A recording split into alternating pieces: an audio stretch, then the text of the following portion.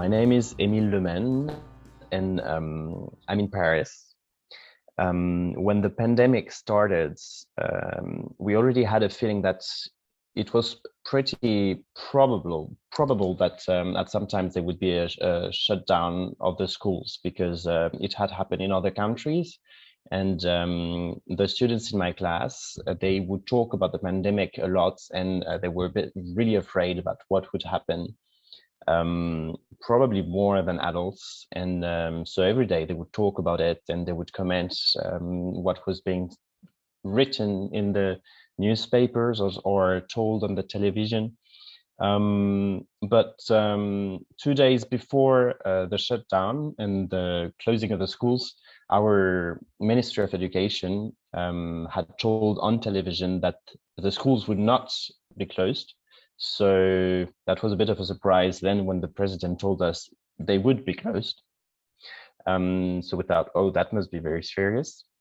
And even though the Ministry of Education again said that the schools were prepared to teach remotely, it was not the case at all. No one had thought about how we would do it.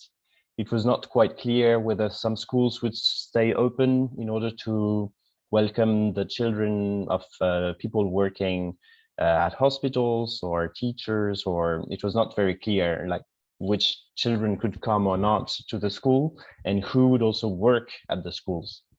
Also, we had no idea of which tools we could use in order to teach remotely. So during 2 weeks, maybe I would just send emails and call the children and just talk to them and give them some stuff to do at home, but knowing that it was really not being very useful.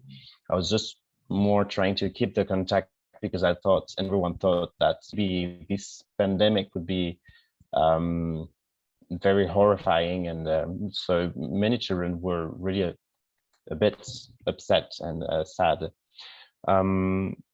But then after these 2 weeks, we started getting more acquainted to tools like Zoom, and then other websites like Padlets and stuff like that we could use to just have more contacts with the students. And pretty quickly, the students in my class, they learned how to use Zoom, and I would do sessions with small groups of 8 students every day. So I would have 3 groups every day with all the class.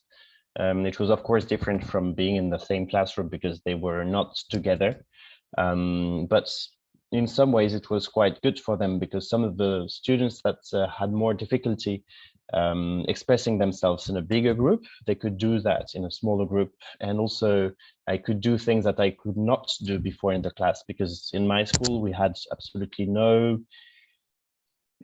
digital tools to even show pictures to every student in the class at the same time. We only had one computer in the classroom, so basically I would not use it a lot. But children could go on the computer to do some research, but just on their own. And so there on the Zoom, I could show pictures and videos live. I know that happens in many schools where you just have digital whiteboards, and it's pretty common to do that, but well, my students, they had never experienced it, so it was quite new to them. And all of them could do their research, do a research on the new words and just add to the conversation, oh, and that means this and that, or just ask questions writing on the conversation. So it was pretty dynamic. Of course, on the other hand, it was dynamic just during 1 hour every day. And the rest of the day, I would send them exercises to do and things that I was really not very proud of.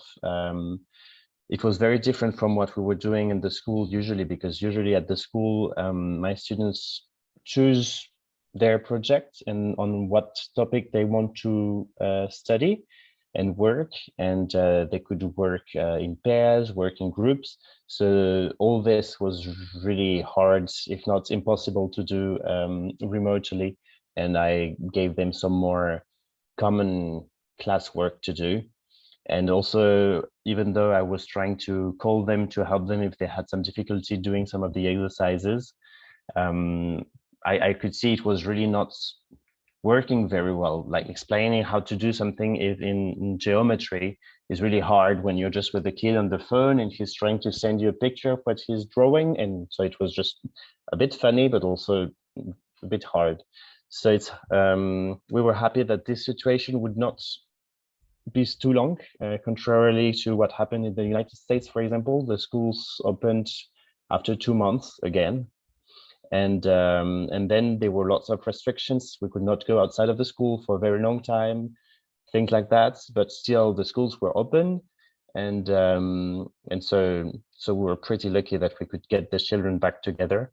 And the bad thing was that because all of this stressful energy that was in every house and in the whole world, many families were damaged, and some of the children were living under very bad conditions because there were so many tensions between the parents in the family, and people staying at home to work with the children in the same house and the baby shouting and stuff like that. So it was a bit tense in the school.